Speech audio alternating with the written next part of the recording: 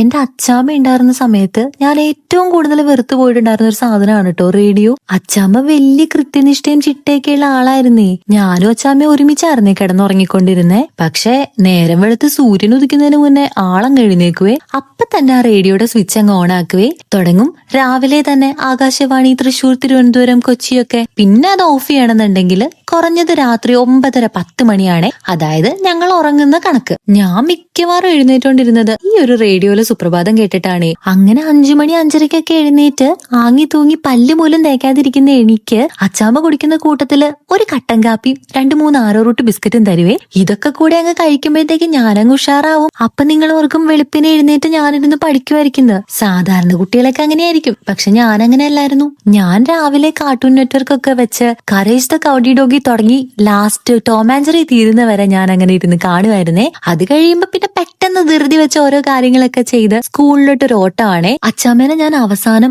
ആരോഗ്യത്തോടു കൂടി കണ്ട സമയത്ത് അച്ചാമ്മ എനിക്ക് തന്നതാണ് ഒരു പുതിയ ഉടുപ്പും അതുപോലെ അച്ചാമ്മ ഉപയോഗിച്ചുകൊണ്ടിരുന്ന ആ റേഡിയോയും. വലിയ താല്പര്യം ഇല്ലാതിരുന്നിട്ടും ഞാൻ ഇടയ്ക്കിടയ്ക്ക് ആ റേഡിയോ ഒന്ന് ഓണാക്കി നോക്കുമായിരുന്നേ. അങ്ങനെ എപ്പോഴും എനിക്ക് ഭയങ്കര ഇഷ്ടമായിട്ട് മാറി ഈ റേഡിയോ കേൾക്കുന്നത്. പിന്നെ പുതിയ വീട്ടിലോട്ട് മാറിക്കഴിഞ്ഞപ്പോ റേഡിയോക്ക് അത്രയ്ക്ക് നെറ്റ്വർക്ക് ഒന്നും ഇല്ലാതെ വന്നേ. അങ്ങനെ ഉപയോഗിക്കാതിരുന്ന് ആ റേഡിയോ ഇപ്പൊ വർക്ക് ചെയ്യുന്നില്ല കേട്ടോ. അങ്ങനെ ഞാൻ എപ്പോഴോ ഇരുന്ന് ഈ കഥ പറഞ്ഞപ്പോഴാണ് ധൻഷേണ് എനിക്ക് ഈ റേഡിയോ മേടിച്ചു തന്നത്. എനിക്കത് വലിയ സന്തോഷമായി പോയി. ഇപ്പൊ ഈ വീട്ടിൽ ഞാൻ എപ്പോഴൊക്കെ കിച്ചണിൽ കയറുന്നുണ്ടോ അപ്പം മൊത്തം എന്റെ റേഡിയോ ഓൺ ആണ് കേട്ടോ.